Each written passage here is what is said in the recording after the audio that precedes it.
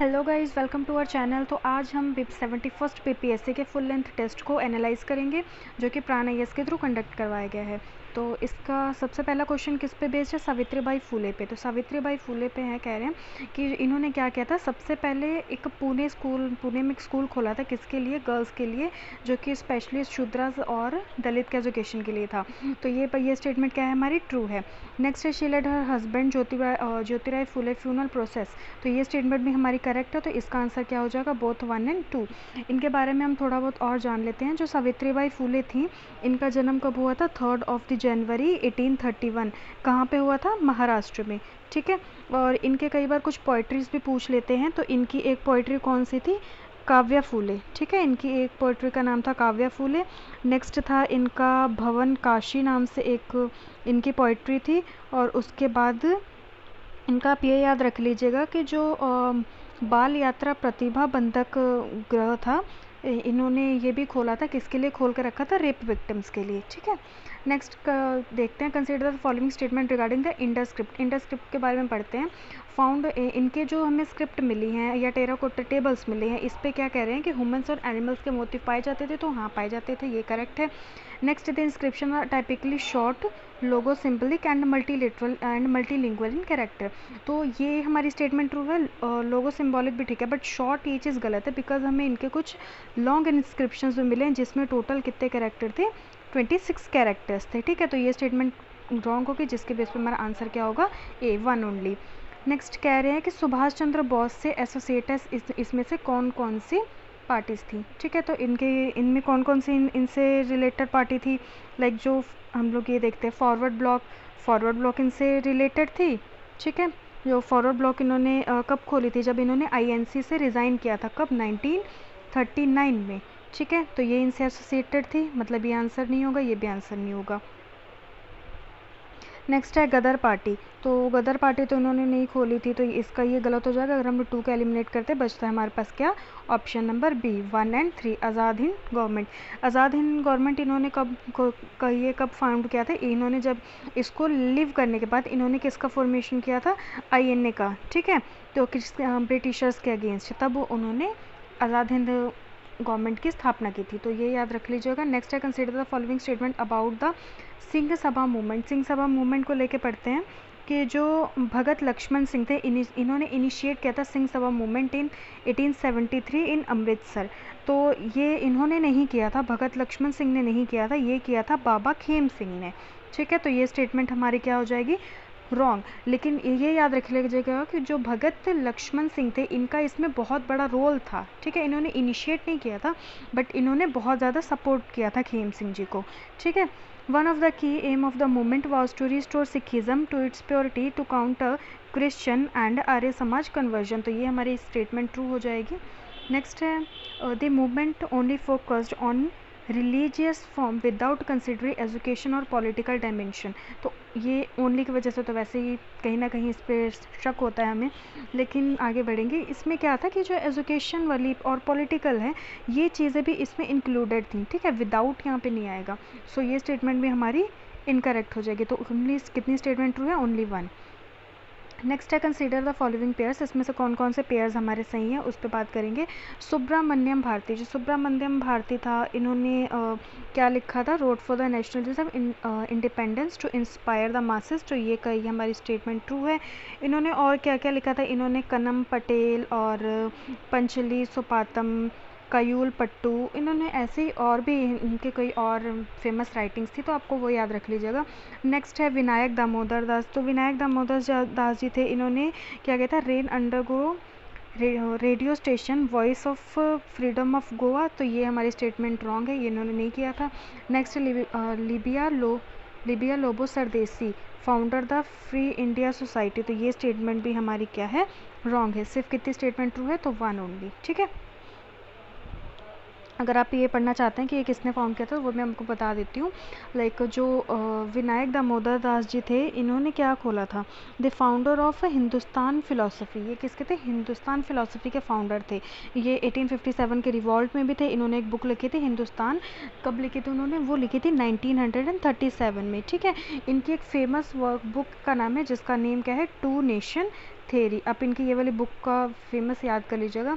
Next है लिबा लोबो सरदेसी, जो ये थे ये कहाँ पे थे, गोवा के थे। इनको अवार्ड मिला, इसका याद रख, इनका मेन याद रख लीजिएगा कि इनको अवार्ड मिला था, किसका, पद्मश्री अवार्ड मिला था। कब मिला था इनको, 2025 में। तो ये हमारा करंट का भी क्वेश्चन है, तो आप इनको याद रख लीजिएगा, ये पूछ सकते हैं वो लोग, ठीक है।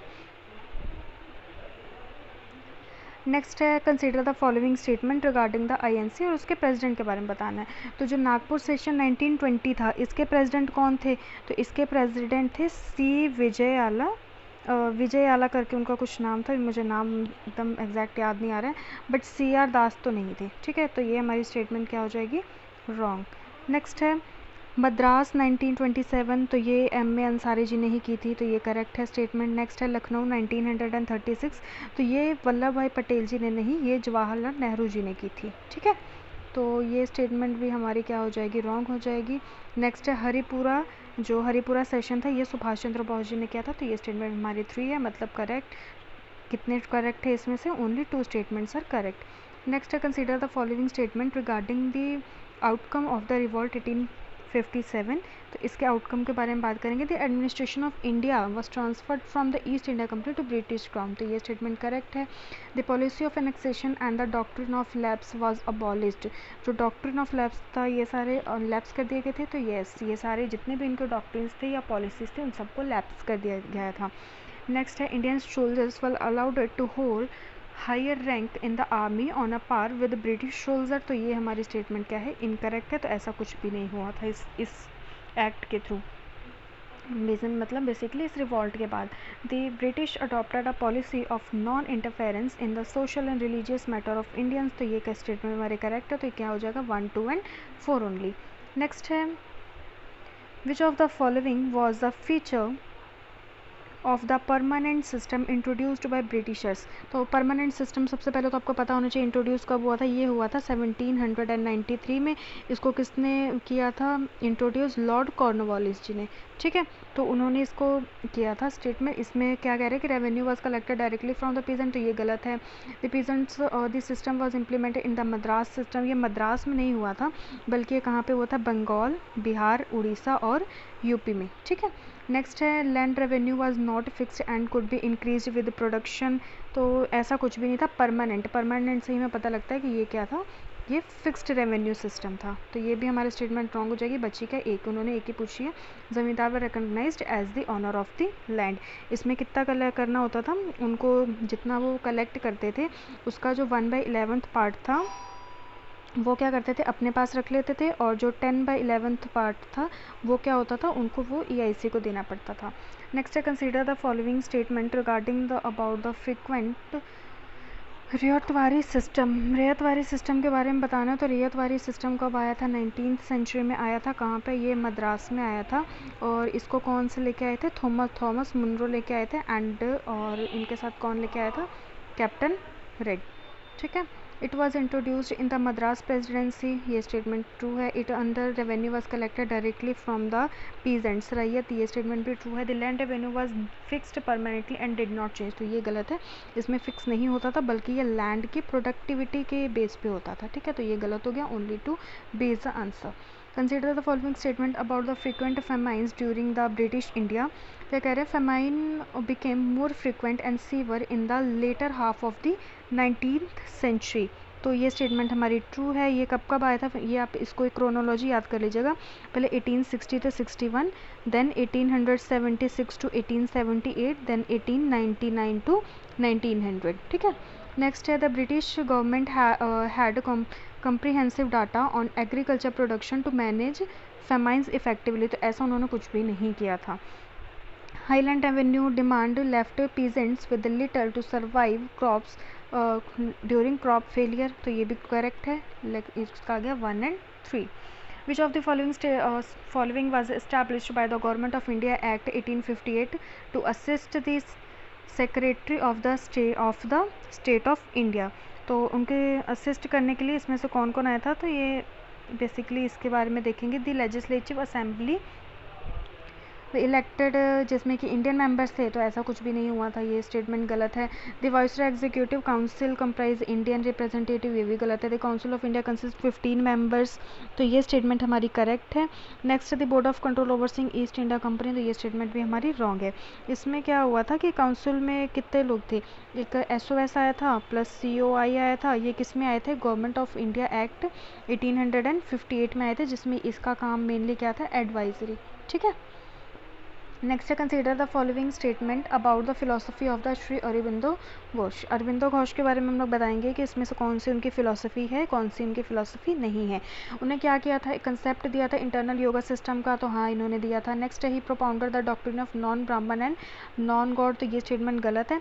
वो क्या करते थे, डार्विनिज्म में वो बिलीव करते, डार्विनिज्म में बिलीव करते थे। बेसिकली उनका तो था ये जो डार्विन की इवोल्यूशन ऑफ थ्योरी थी उसमें वो बिलीव करते थे। तो आपको ये चीज़ उन्होंने यहाँ पे रिफ्यूटेड लिखा है, सॉरी, तो ये हो जाएगा इनकरेक्ट, बिकॉज वो उनकी जो थ्योरी थी जो डार्विन की इवोल्यूशन वाली, ठीक है, कि कैसे चिड़िया की कैसे बॉक्स चेंज हुई थी, वो सब चीज़ें, तो ये उन चीज़ों में बिलीव करते थे। ठीक है, तो इनका क्या हो जाएगा, वन स्टेटमेंट ओनली। इनका वर्क याद रख लीजिएगा कि इन्होंने सावित्री नाम की एक पोएम लिखी थी। ठीक है, वो इनका बहुत ही इंपॉर्टेंट है, कई बार एग्जाम्स में वो आ चुका है। नेक्स्ट है with reference to the Satyendra Nath Banerjee, Satyendra Nath Banerjee के रेफरेंस में बताना है। He was called Indian bird, तो ये करेक्ट है क्योंकि इन्होंने क्या किया था, अपोज किया था बंगाल के पटिशन को। ठीक है, he founder the Indian Association to get for political reforms, तो ये स्टेटमेंट भी हमारी करेक्ट है। ये इन्होंने कब किया था, 1876 में। ठीक है, नेक्स्ट है he had convened the servant of Indian society with merged with the Indian National Congress, तो ये स्टेटमेंट हमारी इनकरेक्ट है। He was the first Indian to become a member of the British House of Common, तो नहीं ये नहीं थे, वो कौन था, हमारे दादा भाई नौरोजी थे। वो कहाँ पे बने थे, वो इंग्लैंड में। ठीक है, तो इसमें क्या आंसर हो जाएगा, only 2। Consider the following statement regarding the INC session of, किसके बारे में, बनारस के बारे में बताना है। तो जो INC का सेशन था बनारस 1935 का, ये प्रिसाइडेड किया था बाल गंगाधर तिलक जी के थ्रू, नहीं ये किसने प्रिसाइड किया था, तो श्री गोखले जी ने इसको प्रिसाइड किया था, तो ये स्टेटमेंट रॉन्ग हो गई। बच गया क्या, extremists want to extend the boycott and swadeshi movement to region outside Bengal but moderate opposed it, तो ये स्टेटमेंट हमारी ट्रू है, तो आंसर हो जाएगा B। नेक्स्ट क्वेश्चन पे जाते हैं, 15th क्वेश्चन पे। Consider the following statement regarding the annulment of partition of Bengal, तो ये कब हुआ था, 1911 में इसका एम्यूलमेंट आई थी, तो ये हमारी करेक्ट स्टेटमेंट। नेक्स्ट है it was done to cope the menace of the revolutionary terrorism, ये भी करेक्ट है। As a result Bengal was undivided, ऐसा कुछ भी नहीं था। ये जो बंगाल था वो किस किस में डिवाइड हो गया था, बिहार उड़ीसा। ठीक है, बिहार और उड़ीसा बंगाल से अलग कर दिए गए थे। ठीक है, तो ये हमारी स्टेटमेंट इनकरेक्ट हो गई, आंसर हो गया हमारे पास C। Consider the following statement regarding the खुदाई खिदमतगर्स, जो खुदाई खिदमतगार होते हैं इनके बारे में हमें बताना है। कह रहे हैं कि they worked under the leadership of Khan Abdul Ghaffar Khan, तो ये भी करेक्ट है। They were pledged to non violence and the freedom struggle, ये भी सही है। They were worked to support the second civilian disobedience movement, तो ये भी करेक्ट है। इसका आंसर क्या हो जाएगा, all 3। Consider the following statement regarding the Indian Council Act 1909, it allowed the member to the legislative council to move resolution on the budget and ask supplementary question, तो 1909 जिसको पार्लियामेंट्री रिफॉर्म कहते हैं, तो इन्होंने ये अलाउड कर दिया था। It provided for the first time the inclusion of the Indians in the council of viceroy and governor, तो ये स्टेटमेंट भी करेक्ट है। He introduced the direct election system of legislative council, तो ये डायरेक्ट नहीं हुआ था, ये कैसा हुआ था, इनडायरेक्ट हुआ था। ठीक है, तो ये गलत हो गया, बच गया हमारे पास ओनली 2। नेक्स्ट है consider the following statement regarding the Surat split of 1907, कह रहे हैं कि the split occur due to the difference between moderate and extremist, तो ये हमारी सही है। INC में मॉडरेट एक्सट्रीम अलग हो गए थे, इसलिए उनके बीच में सूरत में क्या हो गया था, स्प्लिट आ गया था। Next है the British utilized the split to suppress the extremist by launching a massive crackdown, तो ये स्टेटमेंट हमारी ट्रू है। नेक्स्ट कह रहे हैं तो सूरत split strengthen the INC Congress by allowing it to focus more on moderates and available goals, तो ये गलत है। ठीक है, उन्होंने इसको स्प्लिट को स्ट्रेंथन नहीं किया था, तो ये हमारी स्टेटमेंट गलत हो जाएगी, आंसर हो जाएगा हमारा 1 and 2। Consider the following statement regarding the 14 point of Jinnah. 14 point Jinnah के कब आए थे? नेहरू की रिपोर्ट के बाद आए थे, ठीक है, इसको याद रखिएगा। The 14 point were response to the Simon Commission recommendation, नहीं, ये किसके अभी मैंने आपको बताया किस पे आया था, नेहरू रिपोर्ट के रिस्पॉन्स में आया था ये। तो ये हमारी स्टेटमेंट क्या हो गई? रॉन्ग। ये गया, बचे हमारे पास दो। अगर आपको इन दोनों के बारे में पता नहीं भी है ना, तो एग्ज़ाम में प्लीज़ अगर आप दो इसमें से ऑप्शन एलिमिनेट कर पा रहे हो तो प्लीज़ अपना आंसर ज़रूर मार्क करके आइएगा। बहुत उम्मीद होती है कि वो आपका जो आंसर है वो करेक्ट मार्क होगा, ठीक है। नेक्स्ट इसमें देखते हैं, one of the key demand was the abolish of separate electorate for Muslim. तो क्या कह रहे हैं, ये सेपरेट इलेक्टोरेट फॉर मुस्लिम बना दिया जाए, तो ये गलत था। इसमें उन्होंने किसी कंटिन्यूएशन की बात की थी, ना कि अबॉलिशमेंट की, ठीक है। नेक्स्ट है the 14 point of demanded that Sindh with a separate from the Bombay president. तो ये हमारी करेक्ट स्टेटमेंट, तो आंसर क्या हो जाएगा हमारे पास? C. Which one of the following was a demand by Gandhi ji that was rejected by viceroy Irwin in the Gandhi Irwin pact. तो ये क्या था?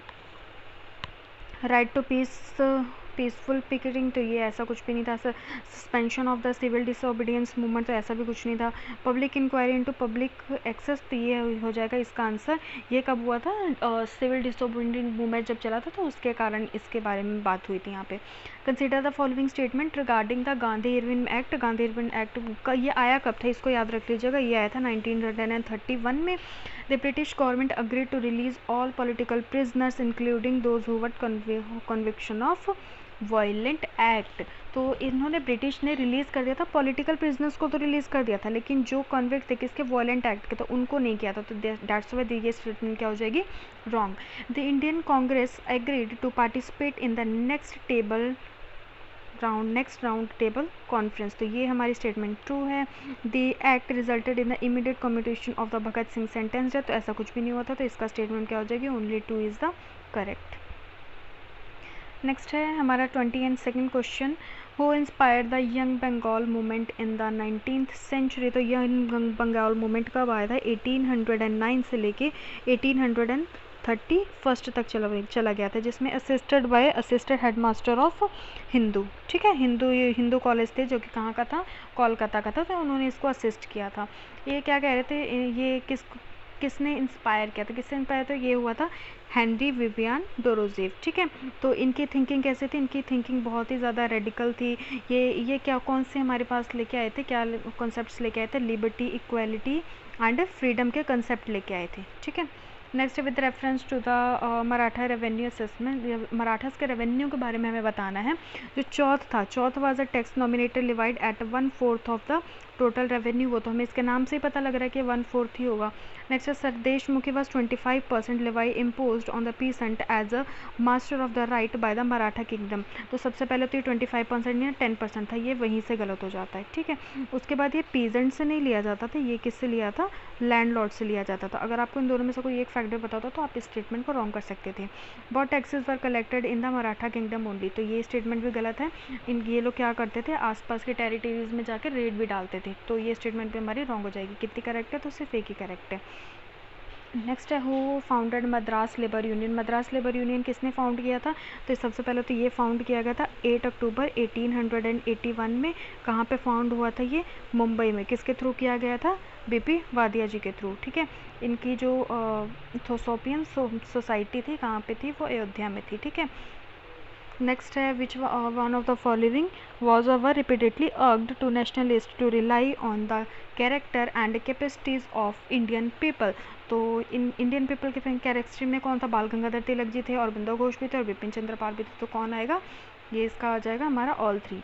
The two nation theory was propounded in which session of the Muslim league. तो ये किस में किया था? लाहौर सेशन 1940 में, जिसको कि फैजुल जी थे वो बंगाल में, वो लेके आए थे। इसको रिजेक्ट कर दिया गया था बाय महात्मा गांधी जी, ठीक है। नेक्स्ट क्वेश्चन है 27th क्वेश्चन, ये किसके बारे में? तख्त हरमंदिर साहिब जी के बारे में है। तो कह रहे हैं जो Takht Harmandir Sahib the birth place of Guru Gobind Singh ji is located among the following cities. तो वो कहाँ पे सिचुएटेड है? पटना में। By which charter act financial allocation for education was made for the first time, financial allocation किया गया था फर्स्ट टाइम किसमें किया गया था, 1813 वाले में, ठीक है। कितने का हुआ था वो, 1 लाख का हुआ था। नेक्स्ट है with reference to the Gupta period who among the following were court point of Chandragupta two, Chandragupta two के पॉइंट कौन था, ये कौन था इसमें, अमर सिंह और कालिदास, तो only 2 is the correct answer. Next है under government of India 1935 Congress contested election in which year, तो उन्होंने किया था 1937 में आईएनसी का, जिसमें उनको 159 सीट्स मिली थी आउट 125 व 215 सीट्स, ठीक है। नेक्स्ट कुछ साइंस के क्वेश्चंस हैं with reference to the lithium ion battery, ये बहुत ज़्यादा करंट में चल रहा है तो इसको याद करना पड़ेगा। They are a high energy density than petrol, तो ये इनका गलत हो जाएगा। इसमें क्या होती है, लो एनर्जी डेंसिटी होती है, ठीक है। इसमें हाई क्या होता है, तो वो जो बैटरी की पावर होती है वो उसमें हाई होती है, ठीक है। तो ये स्टेटमेंट गलत है। फर्स्ट एलिमिनेट, तो आंसर आपके पास क्या आ जाएगा। अच्छा, उन्होंने हमसे क्या पूछा, नॉट करेक्ट पूछा है, तो हम लोग फर्स्ट को एलिमिनेट नहीं कर सकते, नॉट करेक्ट में है तो फर्स्ट हमें बताना है, तो मतलब ये चला गया। नेक्स्ट है they allow quick charging even at freezing temperature, तो ये भी हमारे पास स्टेटमेंट रॉन्ग है। They are used in aircraft component reduce the fire risk, अब देखिए अगर ये क्विक चार्ज हो रहा है और अगर इसमें इसकी डेंसिटी ज़्यादा है तो क्या होगा, और सॉरी इसकी डेंसिटी इसमें लो है लेकिन जो बैटरी वाली में है इसकी वहाँ पे इसकी जो एनर्जी क्या है बहुत ज़्यादा है, तो ये क्या होगा, ये ज़्यादा बहुत जल्दी रिस्क आग पकड़ेगा, ठीक है। तो ये हाईली फ्लेमेबल है, तो इसका क्या हो जाएगा 1 2 1 3, सॉरी ये भी रॉन्ग है।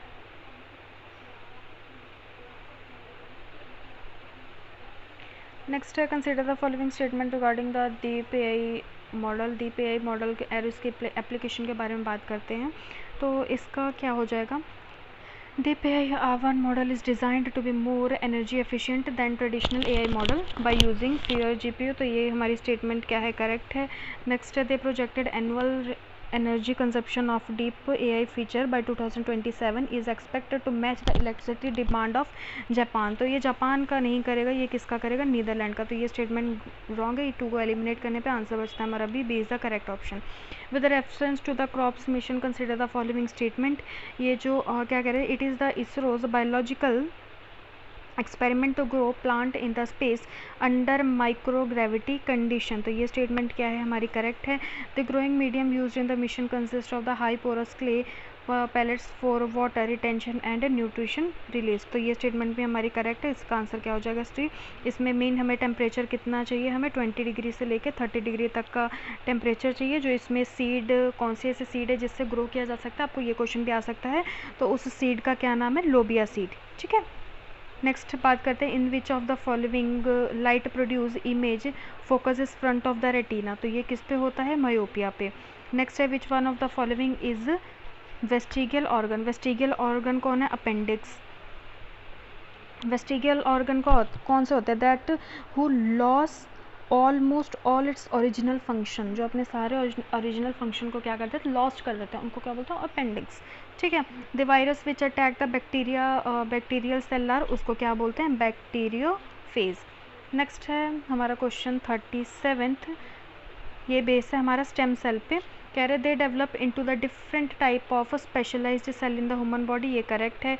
They are only find in the embryo, तो ये स्टेटमेंट हमारी क्या है, रॉन्ग है, दैट मीन्स हमारा 1 is the correct answer.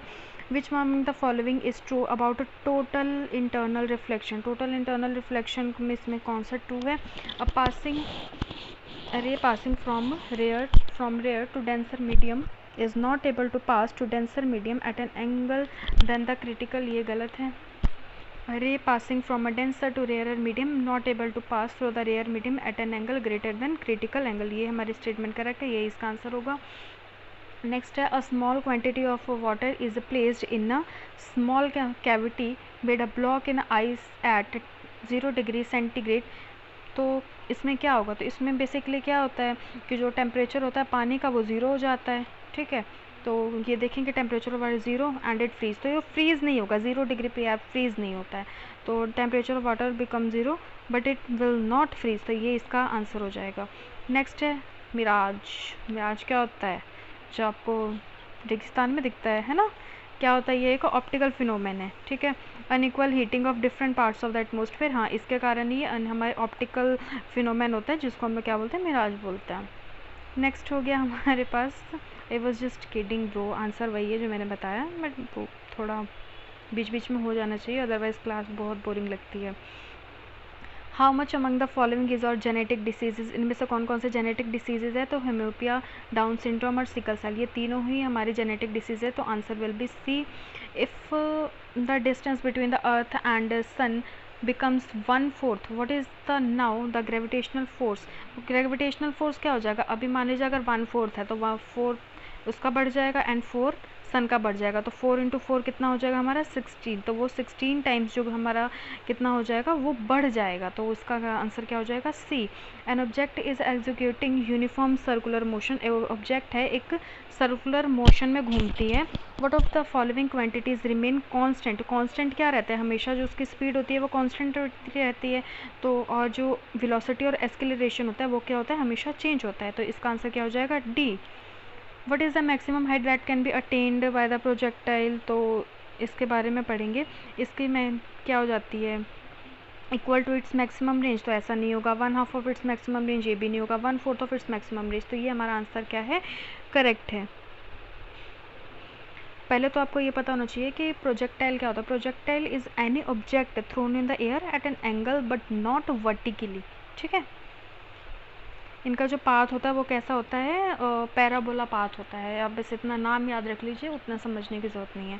Next है consider the following statement, both graphene and fullerene are allotropes of carbon, तो ये हमारा स्टेटमेंट क्या है, करेक्ट है। नेक्स्ट है fullerenes and are excellent conductor of electricity, तो ये क्या है, रॉन्ग है, तो हमारा आंसर क्या हो जाएगा 1 ओनली। नेक्स्ट है 46th question, when one body is actually moving over the surface of our body the friction is, तो फ्रिक्शन का होगी, काइनेटिक फ्रिक्शन होती है।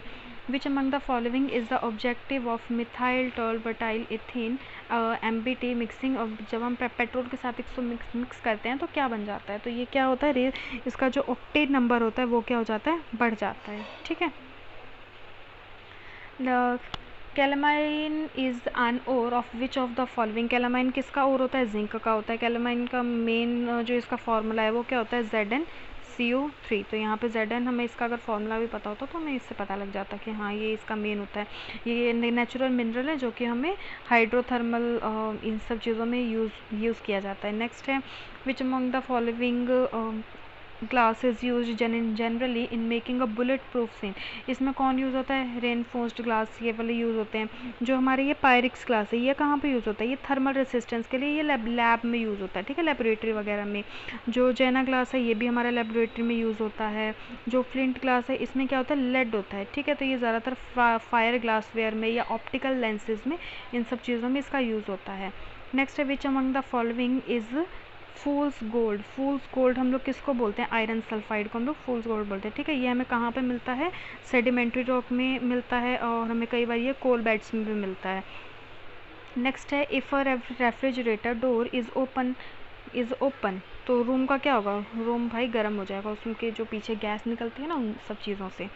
नेक्स्ट है which of the following chemical is used as a molecular sieve to filter common salt from sea water to produce potable water, तो ये क्या होना, ग्रिफीन ऑक्साइड, ठीक है। ये क्या करती है, जो हाइड्रोफिल्स होती है ये हमें देती है, तो बेसिकली इसका यूज़ कहाँ पे होता है, डिसैलिनाइजेशन में।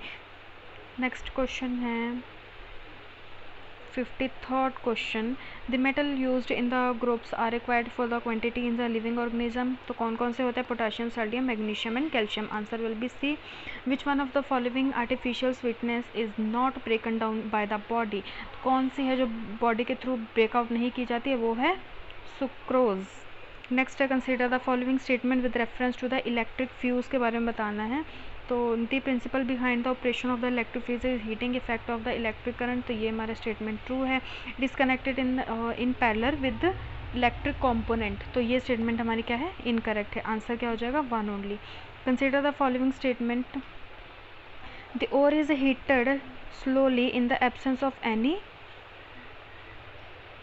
ब्लास्ट ऑफ एयर, तो कैल्सिनेशन के बारे में हमें बताना है, तो कैल्सिनेशन को हाँ ये वाली स्टेटमेंट जो है हमारी उसको क्या कर रही है, डिफाइन कर रही है। तो ये स्टेटमेंट सही है हमारी। बाकी भी अगर आप पढ़ लीजिएगा एक बार वीडियो को पॉज करके, अगर आपको पढ़ना होगा तो। कैल्सिनेशन बेसिकली होता क्या है, ये एक थर्मल ट्रीटमेंट है।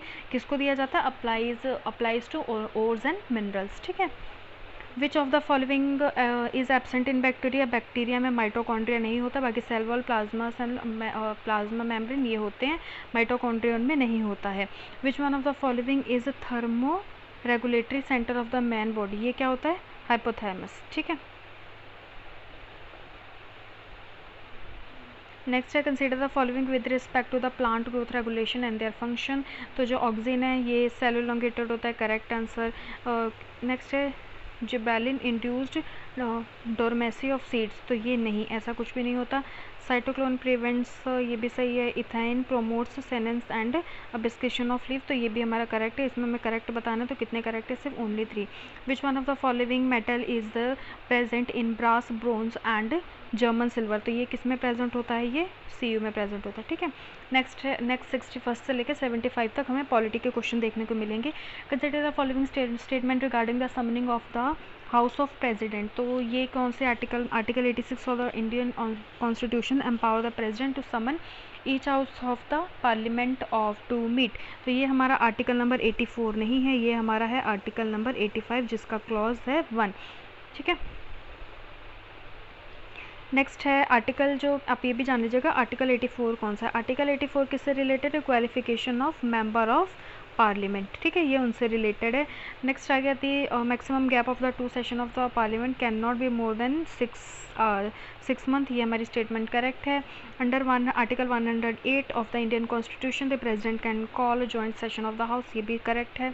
नेक्स्ट है joint sitting of the house has been convert only twice in history, तो ये करेक्ट है, ये कितने बार, 3 बार हुई है, ठीक है। तो अगर 4th को एलिमिनेट करें एंड बचता है हमारे पास कौन सा ट्रू था, 2 and 3, तो answer will B D। Next है 62nd question. Consider the following statement regarding the whip system, whip के बारे में डिफाइन करना है हमें, इसमें से कौन कौन से हमें इनकरेक्ट है वो बतानी है। Whip is a choice that political party present its members for being present for a crucial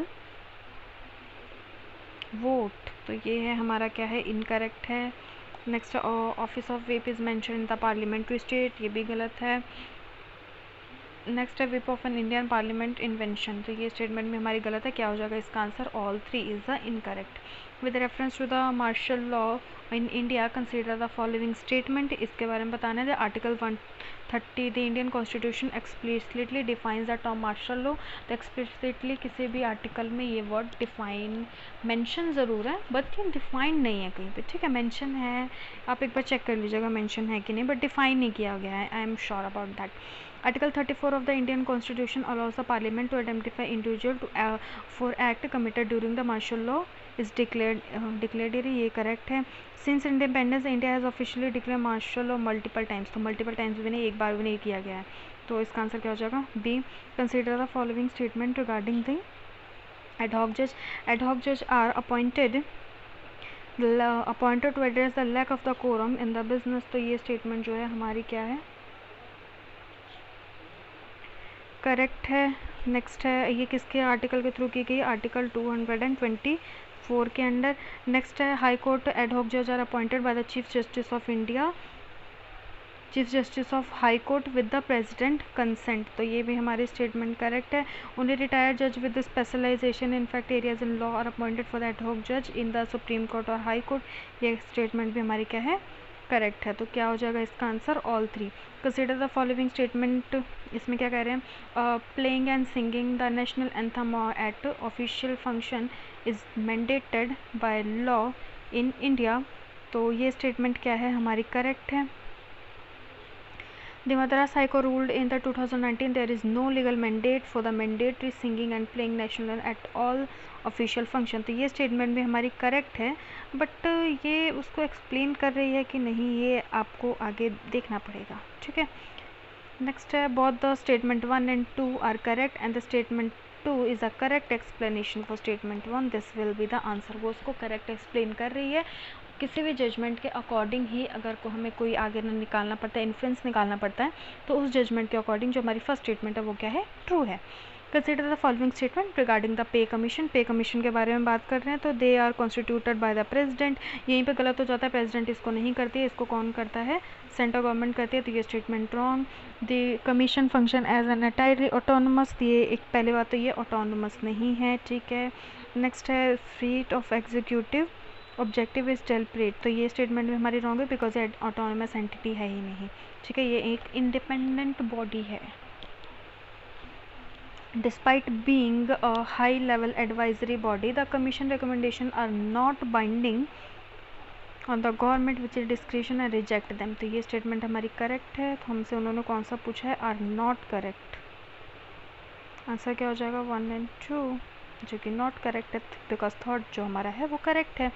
consider the following statement regarding the provision of the children in India. तो children born abroad to Indian citizen are eligible for citizenship only if registered at the month and post within the 6 month, ये wrong है। When a male person ceases to a citizen of India, every minor child of is also creates to be a citizen of India, तो ये statement हमारी सही है। Next है deprivation of citizen occurs only in the case where citizen was acquired through the registration, naturalization or residence in India for the at least 5 years, तो ये statement भी हमारी करेक्ट है। ऑप्शंस देखते हैं, तो ऑप्शन के अकॉर्डिंग जो हमारा सेकेंड एंड थर्ड स्टेटमेंट था वो हमारा क्या था, करेक्ट था, तो वो answer will be C. Consider the following provision of the fundamental right conferred by the constitution of India. इसमें किसमें फंडामेंटल राइट जो कि कॉन्स्टिट्यूशन ऑफ इंडिया ने कन्फर्ड किया था, ओनली किसको दिया गया, सिर्फ सिटीजन्स को दिया गया है, तो वह article number 16 correct, article 19 correct, article number 29 correct. कौन से हो जाएंगे इसमें से, only 3। Consider the following statement, इसमें स्टेटमेंट 1 and 2 के बेस पे बताना है कि उसके ऑप्शन देख के कि उसको वो डिफाइन कर रहा है कि नहीं कर रहा है। नेक्स्ट है the rarest of rare doctrine mandate the death penalty only in exception case where the crime is so heinous and that no alternative punishment would suffice, तो ये करेक्ट है।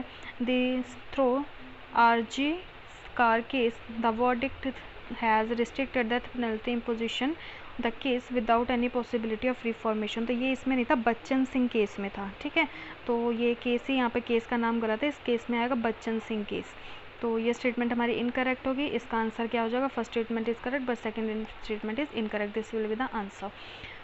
विच constitutional amendment are required for the implementation of one nation one propose election proposal, तो अगर ये implement होगा तो कौन कौन से ऐसे आर्टिकल्स है जिसमें हमें चेंज करना पड़ेगा, तो आर्टिकल नंबर 83 जो कि लोकसभा के टेन्योर के बारे में, इसको हमें अमेंड करना पड़ेगा। आर्टिकल 85 जो कि guidance on tenure and dissolution of parliament है, इसको भी हमें अमेंड करना पड़ेगा। नेक्स्ट है आर्टिकल नंबर 172 और आर्टिकल 174 जो कि किसके बेसिस पे है, tenure of state legislative assembly, तो इन दोनों को भी हमें अमेंड करना पड़ेगा, तो answer will be C. Consider the following statement, इसमें बताना है कि इसमें से कौन कौन सा कॉन्स्टिट्यूशनल प्रोविजन है जो कि क्या करते हैं, लिबर्टी इन इंडिया को इंश्योर करते हैं, तो वो कौन से article number 19 and 21, only 2 will be the answer. With reference to the limitation of the sovereignty of Indian Parliament, consider the following statement: the existence of written constitution limits the Parliament power. True. The fundamental right in the constitution can be amended by Parliament without any restrictions. तो without any restrictions ऐसा नहीं, Keshavananda Bharti case में basic structure doctrine आया, तो ये statement is incorrect. The federal structure of the Indian state imposes restrictions on the parliamentary legislative competence. So correct answer will be the A. With which one of the following statement best describe the term adjournment sine die in the context of parliamentary proceeding, तो ये क्या बता रहा है, terminating a sitting of the parliament immediately without naming a day for the reassembly. With reference to the estimate committee, consider the following statement: it examined whether the money is well laid out within the limits of the policy implied in estimate, this will be the correct answer. It examined the accounts showing the appropriation of sum granted by parliament, तो ये गलत है, because इसमें ये क्या करता है, public, ये इसका ये जो काम है, किसका काम है, ये पब्लिक अकाउंट कमेटी का, ना कि एस्टिमेट कमेटी का, ठीक है। तो सेकंड हमारा गलत हो जाएगा, ऑल थ्री ये तो चला ही गया। Next, it suggest the form in which the estimate shall be presented to parliament, ये भी सही है, only 2 will be the answer. Consider the following statement regarding the difference between adjournment and prorogation. तो adjournment terminate a sitting while the prorogation terminate the session. Is the correct? Adjournment is done by presiding officer where the prorogation is done by the president. Is the correct? Both adjournment and prorogation result in the lapse of all pending. नहीं, तो answer will be A. Next जो हमारे question है वो किस पे based हैं, geography पे।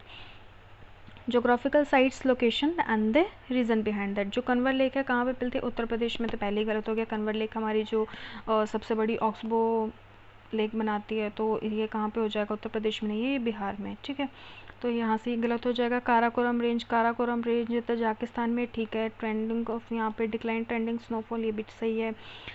अष्टमुडी लेक कहाँ पे है, तमिलनाडु में, तो ये गलत है, ये है हमारी केरला में, तो ये गलत। कितने करेक्ट हैं, only 1। The term planet parade refers to which of the following phenomenon, तो ये किस फिनोमेन से रिलेटेड है, तो ये बेसिकली जो मल्टीपल प्लैनेट्स दिखते हैं एक ही साथ नाइट स्काई में, उससे रिलेटेड है, तो इसका ऑप्शन हो जाएगा 1। With reference to the following pairs, highest peak किसकी कहाँ पे है, नॉर्थ अमेरिका की हाईएस्ट पीक है, कौन सी है, देनाली है, ना कि ये, तो ये हो जाएगा रॉन्ग। नेक्स्ट है साउथ अमेरिका की, ये है ये, तो ये भी गलत हो जाएगा। यूरोप की है एल्ब्रूस, ठीक है। ऑस्ट्रेलिया की है ये पोजिको, ये भी ठीक है। तो कितने हमारे करेक्ट है statement, 2।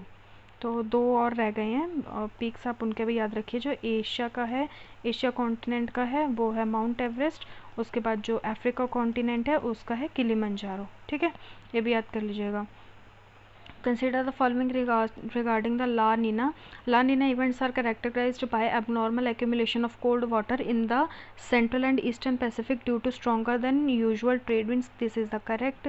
La Nina has little to not impact on weather pattern in the Atlantic region. गलत है। La Nina events can result in the abnormally heavy rainfall in the southern west states, so this will be the wrong. Correct answer will be the only 1 statement.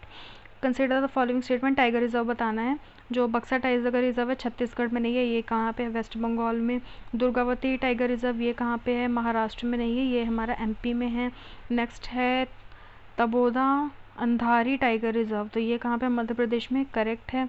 Ratapani tiger reserve ये कहाँ पे, MP में, ये भी correct है। कितने not correct, कितने, तो only 2। A will be the answer.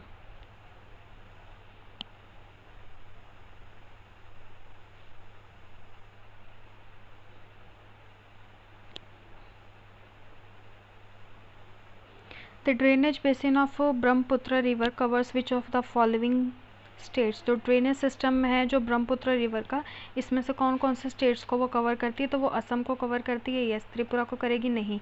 2 को एलिमिनेट कर दो, आपके पास बचा क्या, C option, this will be the answer. ऐसे ही आपको दिमाग लगा के फटाक से सॉल्व करना है एग्जाम में। With reference to the polar vortex, consider the following event. The polar vortex is a large area of low pressure, यहाँ पे क्या होता है, लो प्रेशर है, यस। कंसिडर जो एयर है swirling around the poles at a high speed, तो correct answer है। Tropospheric polar vortex directly influence weather pattern of the lower atmospheric layer, this will the correct. Stratospheric polar vortex is more active during the summer and disseminate in winter, तो ये wrong है, answer हो जाएगा B. Consider the following statement regarding the global warming. Global warming को लेके बताना है, तो India's warming was lower than the average global warming 2024। तो जो इंडिया का है ये कितना है, 0.63 सेंटीग्रेड है, और जो हमारा एवरेज है, जो एवरेज ग्लोबल का कितना है, वो है हमारा 1.5 डिग्री, तो ये लोअर है, तो हाँ लोअर है, करेक्ट आंसर। ये किस पहले ये किस बेस लाइन पे होता है, 1991 एंड 2023 के मिड के बेस लाइन का होता है, ठीक है। इनका जो एवरेज इसको बेस लाइन को लेके हम लोग ये सब निकालते हैं कि ज़्यादा है कि कम है, ये सब चीज़ें। Polar region warms twice as fast as the global average, तो ये ठीक है। पोलर रीजन जो हमारा जो नॉर्मल एरिया है उससे बहुत जल्दी क्या हो रहा है, वो ज़्यादा वार्म हो रहा है। हाई एरोजियल टेम्परेचर एड्स वार्मिंग तो नहीं, ये एड नहीं करता है बल्कि ये ऑफसेट करता है गर्मियों को, ठीक है। तो ये इसका रॉन्ग हो जाएगा, 1 and 2 C will be the answer. With reference to the Indian Bangladesh consider the following statement regarding the India is the longest border with the Bangladesh, ठीक है। कितने बॉर्डर है इसकी, 4096.7 किलोमीटर का। Major portion of the catchment area of the Teesta river lies in Bangladesh, तो ये गलत है। जो तीस्ता रीजन रिवर है इसका ओरिजिन कहाँ से होता है, हमारा इसका ओरिजिन होता है सिक्किम में। इसका जो सिक्किम में ही अप्रॉक्स 1250 किलोमीटर जो एरिया है सिक्किम में होता है। वेस्ट बंगाल में होता है 123 किलोमीटर, और जो बांग्लादेश में है इसका कितना किलोमीटर है, 140 किलोमीटर का पोर्शन है। तो ज़्यादा एरिया कहाँ पे, कैचमेंट एरिया इसका है सिक्किम में, जो कि कौन सा पार्ट है, इंडिया का। तो ये हमारी स्टेटमेंट रॉन्ग हो जाएगी। Next, India has land boundary agreement with the Bangladesh, तो ये हमारी स्टेटमेंट क्या है, करेक्ट है। जिसके थ्रू क्या ये हुआ कब था, ये 2015 में हुआ था, जिसके अंडर हमने 11 एनक्लेव थे जो हमने किसको दे दिए गए थे, बांग्लादेश को, ठीक है। और जो बांग्लादेश ने हमें कितने एनक्लेव दिए थे रिटर्न में, 51। तो इसका आंसर क्या हो जाएगा, 1 स्टेटमेंट इज़ करेक्ट। और इधर कौन सी स्टेटमेंट हमारी करेक्ट थी, first, 1 and 3 will be the answer. तो इसका आंसर क्या होगा, B. Consider the following statement, इसके टनल और लोकेशन पे बेसिस पे बताना है। जो जेड मॉड टनल है ये कहाँ पे, जम्मू कश्मीर में, तो ये सही है। ये कहाँ से है, बिटवीन श्रीनगर एंड सोनमर्ग, ठीक है। ये नेशनल हाईवे भी याद कर लीजिएगा, नेशनल हाईवे नंबर 1 पे। देन है सेला टनल, तो ये कहाँ पे है, ये अरुणाचल प्रदेश में है, ना कि हिमाचल प्रदेश में, ये गलत है। नेक्स्ट है अटल टनल, तो ये कहाँ पे है, ये स्टेटमेंट में हमारा गलत है। ये जो यहाँ पे कौन सा है अटल टनल, ये है रोहतांग टनल के पास, ठीक है। तो ये भी हमारा गलत हो जाएगा। बचा हमारे पास कितने करेक्ट है, तो सिर्फ एक ही हमारा स्टेटमेंट इसमें करेक्ट है। With reference to the Siachen glacier consider the following statement, it is located at the nuclear tree junction of India, Pakistan and China, this will be the true. The longest glacier in the northern polar region of the world, तो ये for longest नहीं है, ये कौन सा है, इसको हम लोग थर्ड पोल के नाम से जानते हैं। और ये क्या है, सेकंड लार्जेस्ट ग्लेशियर है, ठीक है। पहला कौन सा है, फेटचेंको ग्लेशियर है, जो कि कहाँ पे है, तजाकिस्तान में। तो ये स्टेटमेंट गलत। 2 को अगर एलिमिनेट करें तो भी आपका आंसर आ जाएगा 1 एंड करेक्ट पूछा है ना। 2 को एलिमिनेट करके हमारे पास बचा क्या, 1 एंड 3।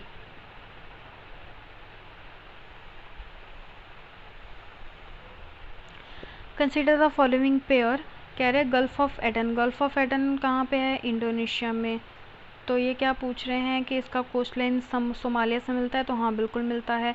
अंडमान सी, ये कहाँ, ये म्यांमार से मिलता है, तो हाँ मिलता है। ब्लैक सी रशिया से मिलता है, बिल्कुल मिलता है। गल्फ ऑफ कैलिफोर्निया रशिया से नहीं मिलता, ये किससे मिलता है, मैक्सिको से। तो this will be the wrong, only 3 will be the answer. Next है हमारे पास क्वेश्चन 88th क्वेश्चन।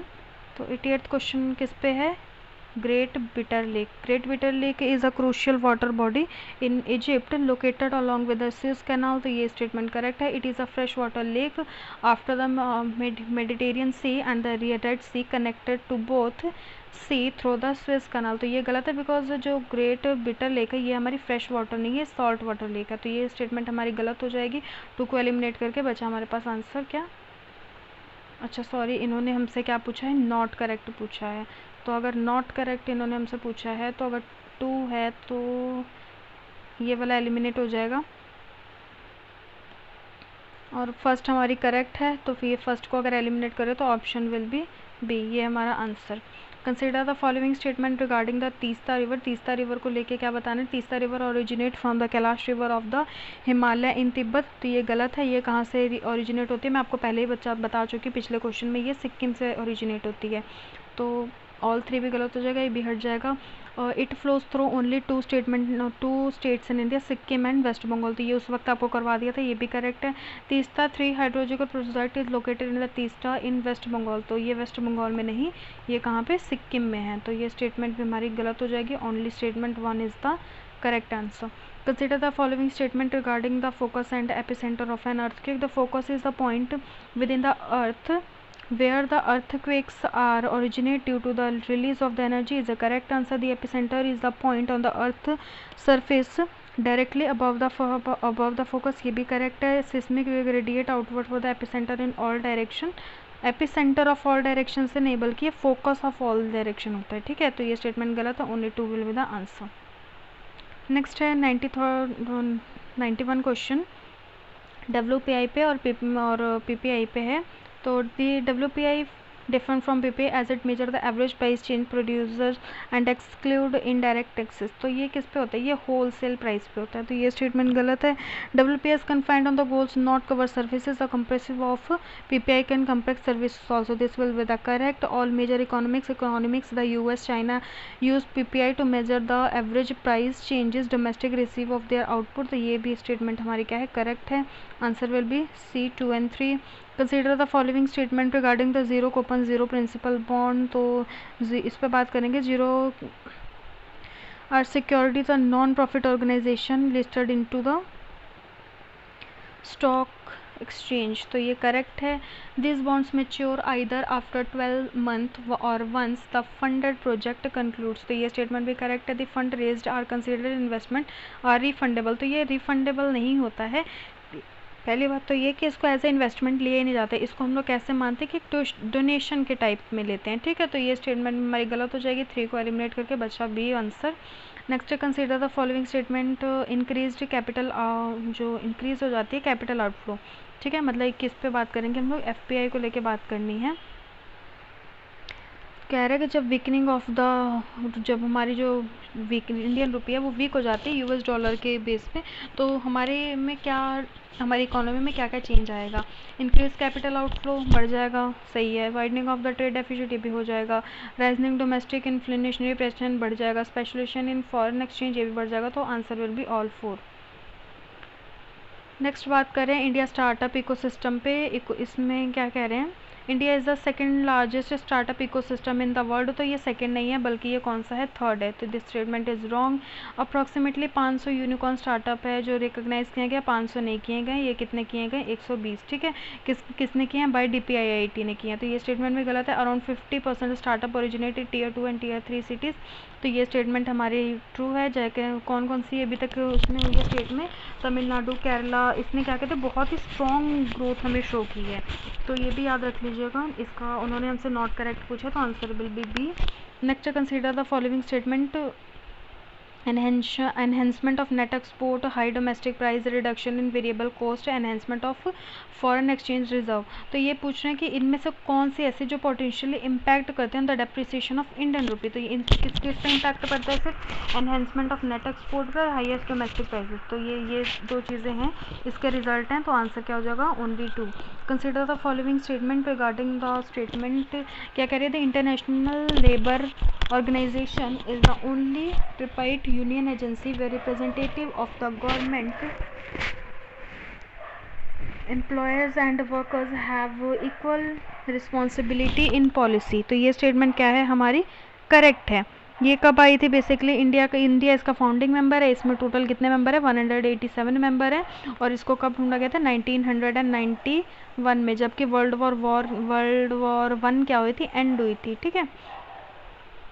नेक्स्ट है the ILO was establish in 1919, जो कि मैंने आपको पहले बता दिया। Part of treaty of Versailles, ये भी ठीक है। To promote universal and lasting peace, become the senator of United Nation organisation. तो ये स्टेटमेंट भी हमारी करेक्ट है, बट ये उसको एक्सप्लेन नहीं कर पा रही है, ठीक है। तो ये हो गई statement 1 and 2 are correct, but statement 2 is not the correct explanation of statement 1। तो ये इसका बी क्या हो जाएगा, इसका आंसर हो जाएगा।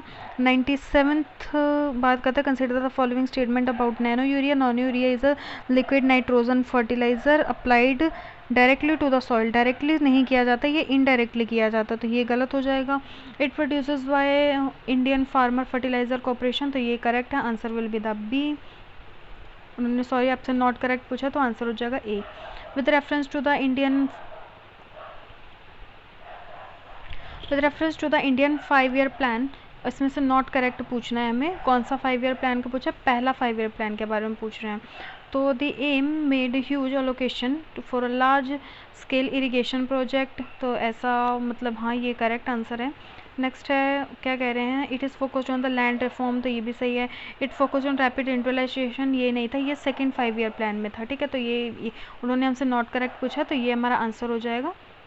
नेक्स्ट है which of the following statement about the calculation of gross domestic product is not correct. उन्होंने हमसे इसमें भी नॉट करेक्ट पूछा है।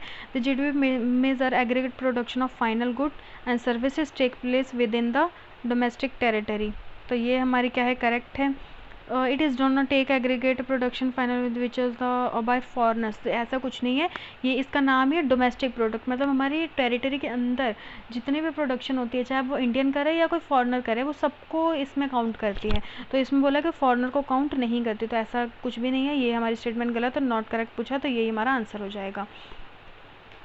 नेक्स्ट है 100 क्वेश्चन, बस आपके 50 क्वेश्चन रह गए हैं। With reference to the public private partnership, इसके बारे में बताना है कि बिल्ड ऑपरेट ट्रांसफर मॉडल ये क्या है। तो a private player is granted a concession to finance build and operate a project for a specific period of time, this statement is true. Risk of the project completely lies with the government, ऐसा कुछ भी नहीं है। ये जो है transferred form of government है, ठीक है। मेजर रिस्क किससे जाता है, प्राइवेट सेक्टर पे जाता है। तो ये स्टेटमेंट इसकी 1 हो जाएगा आंसर। इसमें नेक्स्ट क्वेश्चन आ रहा है, कंसिडर द फॉलोइंग स्टेटमेंट। ये सारे करंट अफेयर बेस्ड क्वेश्चन है हमारे 130 तक। जो INS सूरत है ये क्या है, एक मल्टी मॉडल रोल है, तो ऐसा कुछ भी नहीं है, ये गलत हो गया। INS नीलगिरी ये इनेबल्ड वॉरफेयर शिप है, ऐसा कुछ नहीं है। ये क्या है, एक मल्टी मॉडल मिशन फ्रेगेट है, जो कि डीप से ओशियन के लिए इसको ढूंढा गया था। नेक्स्ट है हमारा INS विश्वगिरी, ये क्या है, वन ऑफ द, ये एक डीजल इलेक्ट्रिक सबमरीन है, तो ये हमारी करेक्ट है। ये आई था हमारा प्रोजेक्ट नंबर 75 के अंडर, ठीक है। तो ये only one statement is correctly match. In which state was the 7th edition of the Khelo India game 2025 primarily held, ये कहाँ पे हुआ है, बिहार में हुआ है। बिहार में ये इसका कौन सा स्टेटमेंट था, ये 7th एडिशन था, जो कि हुआ था 4 मई से लेके 15 मई तक हुआ है। कौन कौन सी जगह पे हुआ है, पटना में हुआ, देन हुआ ये राजगीर में, फिर बेगूसराय में, गया में और भागलपुर में, ठीक है। इसमें कितने टोटल 275 स्पोर्ट्स थी, जिसमें से हमें कितना 285 गोल्ड मेडल्स मिले हैं, ठीक है। Consider the following statement regarding the minerals, क्या बता रहे हैं कि इसमें से कौन कौन से क्रिटिकल मिनरल हैं जो कि नेशनल क्रिटिकल मिनरल मिशन में इसको जिसको ऐड ऑन किया गया है। तो इसमें से लिथियम, ग्रेफाइट, टाइटेनियम, टंगस्टन, ये चारों ही हैं, तो all 4 will be the answer. Next है Padma Vibhushan civilian award, consider the following statement regarding the Padma award. Padma award के बारे में हमें बताना है। तो पद्मा अवार्ड के बारे में क्या कह रहे हैं कि Padma Vibhushan is the India civilian award, तो नहीं, पद्मा विभूषण नहीं है, वो कौन सा है, भारत रत्न, जो कि स्टार्ट किया गया था कब, 1954 में, ठीक है। नेक्स्ट है only specialised eligible individual can nominate named for Padma award, ऐसा भी नहीं है, सारे लोग इसके लिए नॉमिनेट, किसी को भी नॉमिनेट हम लोग कर सकते हैं। और Padma award committee is headed by the president, तो ये प्रेसिडेंट के थ्रू नहीं, PM के थ्रू हेड की जाती है। तो उन्होंने हमसे इनकरेक्ट पूछा है, तो सारे इनकरेक्ट हैं, answer will be the D. Consider the following statement regarding Paris agreement. Paris agreement कब हुआ था, 2015 में। कौन सी कॉप हुई थी उस टाइम पे, कॉन्फ्रेंस ऑफ पार्टी 21st हुई थी। India signed and ratified the agreement 2016, तो ये करेक्ट है। The treaty set goals for everybody state that have signed it, तो उन्होंने ऐसा कुछ नहीं था, सबका एक अपना अपना उसमें प्रोसीजर बनाना था, कुछ इसमें कुछ एक स्पेसिफिक आपको उन लोगों के थ्रू टारगेट नहीं मिला था कि आपको ये करना है तो करना है। That will be the answer will be the 1। Consider the following features of the missile system. High speed propulsion guided missile है, तो कौन से मिसाइल के बारे में, ये कौन सी मिसाइल के ये फीचर्स हैं ये बता देना है।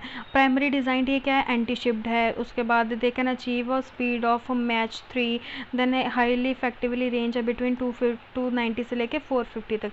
तो ये सारे किसके फीचर्स है, ब्रह्मोस के, तो BrahMos supersonic cruise missile. Next, which of the following India's achievement of the last 75 is और करेक्ट, क्या करें, India is the one of the largest producer of food grain, the correct answer है one. India is the one of the largest producer of food grain, हाँ सही है, एक minute. India life expectancy increase from 30 year to 75 year, तो ये गलत है, आपका 75 ईयर नहीं है, 70 ईयर है। The literacy rate improved from 12 to 75%, तो ये करेक्ट है। India successfully conducted the Chandrayaan 3 soft landing, ये भी करेक्ट है। India become the world's 5th largest economy, तो ये स्टेटमेंट भी हमारी क्या है, करेक्ट है। तो इसके ऑप्शंस देख लेंगे कौन कौन सा है, 2, 3, 4 and 5, C will be the answer. Who was the official mascot of the Khelo India game, official mascot क्या था इसका, स्ट्रेंथ एंड कल्चर, तो कौन शो करता है इस चीज़ को? गजसीमा। ठीक है, तो ये हो जाएगा इसका answer. Which bird recently declared the official state of the bird? ये ऑफिशियल स्टेट ऑफ बर्ड किसको घोषित किया गया है? नॉर्दर्न गोश्त को। ठीक है, पहले ये प्रीवियसली कहा था ईस्टर्न गोश्त, अब के कौन से हो गया? नॉर्दर्न गोश्त। ये किससे थे? ये किन से रिलेटेड थे? बेसिकली पंजाब की ये हिस्ट्री से गुरु गोविंद सिंह जी से रिलेटेड है। तो ये इनकी बेसिकली आपको याद रखना है, इनकी आईयूसीएन में इसको कौन सा स्टेटस दिया गया? लीस्ट कंसर्न का। अपेंडिंग्स लिस्ट में कौन सा है? सेकंड लिस्ट में है। ठीक है, how many of the following crop risk leading to crops loss are covered under the Pradhan Mantri Fasal Bima Yojana? तो इसमें से पोस्ट हार्वेस्ट लॉसेस, हाँ करेक्ट है। लोकलाइज्ड क्लैमिटीज भी इसमें किया जाता है, अटैक बाय विंड एनिमल किया जाता है, वॉर एंड कॉन्फ्लिक्ट इसमें ऐड नहीं होता, तो only 3 will be the answer. With reference to the mission Mausam consider the following statement, it aims to the India weather forecasting and climate resilient capacity, तो ये इसका correct answer. It implements by ministry of earth, ये भी correct है। By answer both 1 and 2 will be the correct answer. Consider the following statement regarding सिमिपल tiger reserve, it is located in the कंदना district of Jharkhand. पहली बात तो ये झारखंड में है ही नहीं, ये उड़ीसा में है, तो ये आंसर इसका गलत हो जाएगा। फर्स्ट को एलिमिनेट करें तो हमारा 2 will be the answer.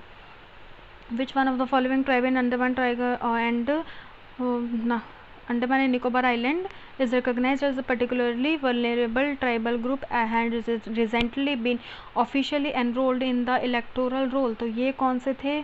Jarawa culture. ठीक है, इनमें 400 इंडिविजुअल थे जो कि नोमैडिक एंड हर्डक है। ये टेम्प्रोरी क्या बनाते हैं? हर्ट्स बना के रहते हैं। जो इनकी जो लैंग्वेज है वो क्या है? बहुत ज़्यादा इंडेंजर्ड है, दैट्स वाई इनको पीवीटीजी लिस्ट में ऐड ऑन कर दिया गया है। और इन्होंने ही सबसे पहले ऐसे जो ट्राइब हैं अंडमान निकोबार के, जिन्होंने आके इसमें इस बार 24 वाले में हमें वोट दिया है। With reference to the India's first glass bridge in Kanyakumari consider the following statement, a bridge connectivity Vivekananda memorial and Thiruvalluvar statue, तो ये this answer will be the correct. उन्होंने हमसे नॉट करेक्ट पूछा है, तो कौन कौन से नॉट करेक्ट होंगे? ये तो हमारा करेक्ट है। It is located at the confluence of Indian ocean, Arabian and bay of Bengal, तो ये हमारा ये स्टेटमेंट भी हमारा करेक्ट है। ठीक है, the bridge is design to flat structure, ये फ्लैट स्ट्रक्चर नहीं है, ये एक आर्क स्ट्रक्चर है। नॉट करेक्ट मतलब 3 में B is the answer. Next पूछ रहे हैं हमसे, with reference to the Indian nuclear programme consider the following statement, India relies on pressurised heavy water reactor than globally perfect light water reactor, तो ये statement हमारी true है। Due to significant investment required nuclear project are less competitive than renewable energy, ये भी हमारी सही है। High civilian liability for nuclear damage 2010 states that liability for nuclear accident should be bond by equipment operator, जो equipment operator के through नहीं किया जाएगा, इसकी सारी लाइबिलिटी का कौन लेगा खर्चा? वो किसकी लाइबिलिटी होगी? सारी ये सप्लायर की होगी। ठीक है, अगर 3 को भी हटा दे तो 1 and 2 will be the answer. Consider the following statement regarding the appointment of vice chancellor. One of the guidance for the selection criteria is a minimum 20-year experience as a professor for the equivalent experience in academic research or administration, तो ये statement हमारी गलत है। The state or central government appoints vice chancellor based on the recommendation for the selection committee, ये correct है। किसने के लिए? 3 to 5 ईयर्स के लिए इनको अपॉइंट किया जाता है। The term of service for appointment vice chancellor is fixed at the 5 year for the reappointment, तो ये स्टेटमेंट हमारी क्या है? रॉन्ग है। क्या हो जाएगा answer? 1 and 2, only 1। Consider the following statement, इसमें से कौन सा है जो अभी करेक्टली मेंबर बना है ब्रिक्स का? तो वो कौन है? इंडोनेशिया है, इजिप्ट है, और कौन है? अज़रबैजान ने अप्लाई किया है लेकिन ये इसका मेंबर नहीं बनते। सऊदी अरेबिया को इनवाइट किया गया था लेकिन इसने ज्वाइन नहीं किया, तो इसमें से कौन हो जाएगा? Only 2। I am sorry guys. Consider the following pairs, इसमें क्या करें? फोर्टिफाइड टेलीकॉम सिक्योरिटी, तो ये इनकी जो स्कीम है किसके लिए आई थी? संचार सारथी ऐप, तो ये हमारी करेक्ट आंसर हो जाएगा। नेक्स्ट है provide property card to rural household, drone Didi, तो ये गलत है, ये स्वामित्व स्कीम के अंदर था। Enhance agriculture efficient by crop field, तो ये ड्रोन दीदी के अंदर किया गया था। करेक्ट है, इसमें सिर्फ एक ही हमारा स्टेटमेंट करेक्ट है, वो पहले वाला था। Women will reference to the Beti Bachao Beti Padhao आंदोलन, ये क्या करे? It is a centre sector scheme, तो ये सेंटर सेक्टर स्कीम नहीं है, सेंट्रली स्पॉन्सर्ड स्कीम है। तो नेक्स्ट हमारे पास बच गया it implement bye ministry of women and resources, इनके थ्रू नहीं किया गया था, ministry of women and child development के थ्रू किया गया था। तो ये स्टेटमेंट हमारी में गलत हो गई। Address sex decline ratio, address declining sex ratio is among it's objective, तो ये करेक्ट है, only one will be the answer. Which has what has India's declared 2025 as in the defense sector? Defence sector में क्या किया गया था? Year of defence reform, ठीक है, 2024 में किया गया। What is the 18th edition of the Surya Kiran military exercise being hosted from 31 December to 13 January? ये क्या था? ये कहाँ पे किया गया था? सलझांती, नेपाल में किया गया, ठीक है, सलझांती में। तो ये इसका आंसर हो जाएगा। Which of the following option is false about the Vivad se Vishwas scheme? तो ये क्या है? It the new deadline of the application 31 January 2025 correct है। Tax payer can settle dispute at reduced rate, ये भी सही है। दे मस्ट बी पे 100% डिस्प्यूट टैक्स, 25% और डिस्पर्सनली और इंटरेस्ट देंगे, तो ऑल आर करेक्ट, इसका ये स्टेटमेंट का आंसर हो जाएगा। नेक्स्ट है हमारा मिथिला का मखाना पे है, ये बहुत इंपॉर्टेंट है। मखाना बोर्ड पे मेरे क्वेश्चंस बनेंगे ज़रूर इस बार बीपीएससी में, ठीक है। तो इसका जो बोटेनिकल नाम क्या है? ये फॉक्स के नाम से जस्ट मैंने याद रख लिया था, कहीं ना कहीं कुछ फॉक्स फूक्स करके था, तो इससे आप ले लेते फिरॉक्स, ठीक है, तो ये आ जाएगा। इसको हमने 2022 में जीआई टैग दिया गया था। इंडिया का जो 80% मखाना है वो हमें बिहार के मिथिला से ही मिलता है, ठीक है। तो और एक बात और याद रखिएगा, बिहार के जो दरभंगा रीजन में क्या कर दिया गया, एक मिथिला का ऑफिशियल बोर्ड भी बना दिया गया है, ठीक है। विच is the primary objective of the PMFME scheme? ये क्या है? प्रमोशन, इसका मेन है क्या था? Competition and formation of micro food processing entrepreneurs, ठीक है, तो इसका आंसर हो जाएगा सी। ये किसके थ्रू है? Ministry of food processing and industry के अंदर था, ताकि इससे क्या हो, आत्मनिर्भर भारत अभियान के जो जितने भी उनके मतलब मेन पॉइंट्स थे वो फुलफिल किए जा सकें। Which country showed significant interest in the procuring anti product from Bihar during IBSM 2025? तो इसका आंसर क्या हो जाएगा? UAE, Japan and Germany. Next है what is the new official name of the historic city Gaya? Historic city Gaya का नया नाम क्या है? Gaya ji. Which previous international sporting event did Rajgir host before the Hero Asia cup 2025? तो ये इन्होंने किया था वुमेन एशिया चैम्पियन ट्रॉफी 2024। ये इसका कौन सा एडिशन था? 12th एडिशन था। इसमें पार्टिसिपेट किसने किसने किया था? इंडिया ने, पाकिस्तान में, जापानीज़, उसके बाद कोरिया, चाइना और मलेशिया ने, ठीक है, इन लोगों ने इसमें पार्टिसिपेट किया था। नेक्स्ट है what is the primary aim for the AI किरण? कहाँ गया वो? सॉरी, ये क्वेश्चन था। वो recently receive the Sri Lanka Mitra Vibhushan award, तो वो किसको मिला था? Prime minister of Narendra Modi को मिला था। रिसेंटली किसका एम था AI मूवमेंट का? तो वो इसका मेन एम क्या था? Promote leadership in the artificial intelligence.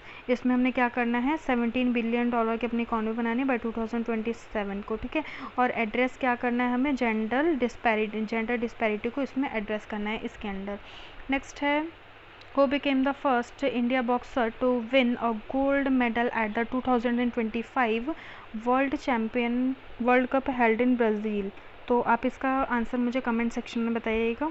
Next है Bihar special, who was known as the Chhote Sahib? छोटे साहिब हम लोग किसको बोलते थे? सत्यनारायण सिन्हा जी को, ठीक है। सत्यनारायण सिन्हा जी को लेके अब अगर आपको कुछ फैक्ट्स पढ़ने हैं तो आप बता सकते हैं। लाइक इनका मेन क्या था कि इन्होंने फ्रीडम मूवमेंट में बहुत ज़्यादा एक्टिवली पार्टिसिपेट किया था, तो वो कौन सा मूवमेंट था? Quit India movement. नेक्स्ट इनका पार्लियामेंट्री करियर के बारे में बात करेंगे तो इन लोकसभा मेंबर में कई बार बिहार से इलेक्ट हुए थे। देन मिनिस्ट्री इन्होंने इनको ministry of state for human resources में, जब इंदिरा गांधी जी के टाइम पे उसमें मिनिस्टर थे। उसके बाद ये गवर्नर बने थे किसके? केरला के। कब से कब तक? 1988 से लेके 1990 तक, ठीक है। नेक्स्ट है when was the first women from Bihar to be appointed as governor? तो वो कौन थी? राम दुलारी सिन्हा जी थी। उसके बाद who was the first women to Bihar to gain a master degree?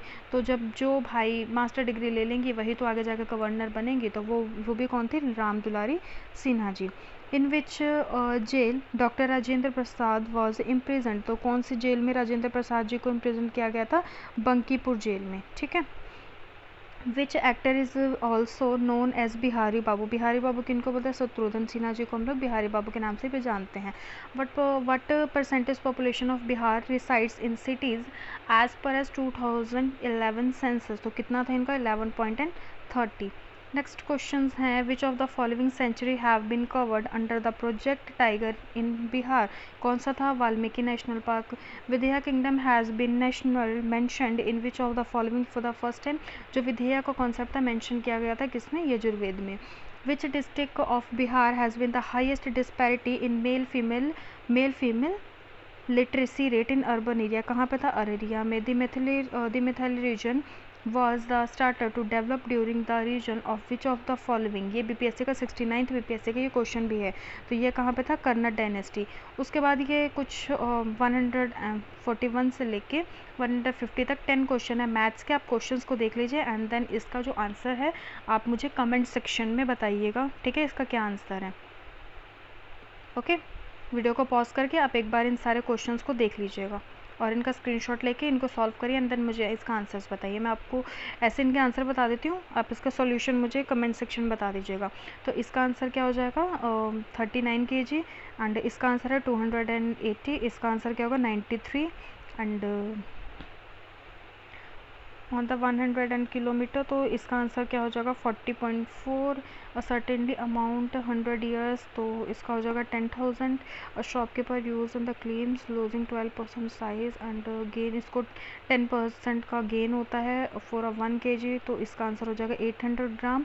Ramesh क्या करता है? सेट करता है क्लॉक को to the right time to end on Tuesday and 10 second के बाद फिर वो गेन कर लेती है। देन 8 बजे PM सैटरडे को कितना टाइम होगा? तो वो उसमें होगा 8:03। Consider the following statement. इसका the last Sunday with one the last Sunday of the Monday was Friday. तो last Sunday of the Monday was Friday नहीं, सिर्फ स्टेटमेंट 1 को ही पता करके हम लोग डे बता सकते हैं।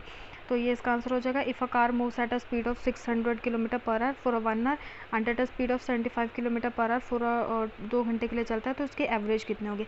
एवरेज का फॉर्मूला क्या होता है? 2 × x × y divide by x + y। तो ये वाला फॉर्मूला लगाइए और इसको सॉल्व करिए। तो मैं इसका आंसर कितना हो सकता है? 70 kilometre per hour. Milk and water into a 2 vessel A and B are in the ratio 4:3 and 2:3 respectively. कितना है? 4:3 एंड देन 2:3 है। इसके बारे में बता रहा है कि मिक्सन कितना ऑपरेट कर रहा है। अगर हम लोग consist of half milk and half water तो वो कितना हो जाएगा हमारा? 7.5, ठीक है, ये इसका आंसर हो जाएगा। तो आपका ये 150 क्वेश्चंस कंप्लीट हो चुके हैं मॉक टेस्ट 1 के। नेक्स्ट वीडियो में हम लोग मॉक टेस्ट किसका सेकंड मॉक टेस्ट को रिवाइज करेंगे। टोटल मैं आपको प्रीलिम्स तक कितने फुल लेंथ टेस्ट कराऊंगी? 5 का मेरा भी प्लान है। बाकी अगर टाइम मिला तो मैं आपको थोड़े से और फुल लेंथ टेस्ट कंप्लीट करवा दूँगी। तो तब तक के लिए आप जो चैनल है इसको सब्सक्राइब कर लीजिए और वीडियोज़ को शेयर कर दीजिए। Okay, thank you for watching my video.